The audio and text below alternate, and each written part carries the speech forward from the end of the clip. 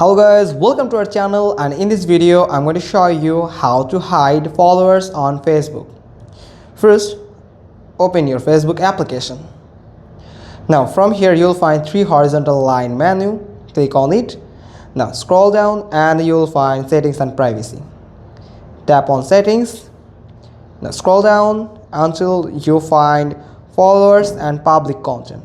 Click on it. Now the first option is who can see your followers on your timeline.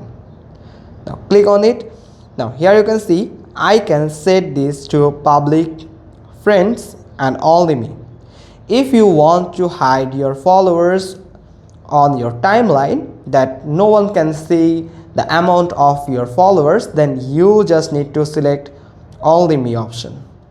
When you select this option, that's mean only you can see your followers, the amount of followers that you have on your accounts. None other can see the amount of your followers that you have on your Facebook account. Hope you got this.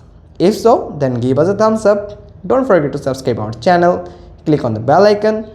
We will get back to you soon with another informative video. Thanks for watching. Till next time.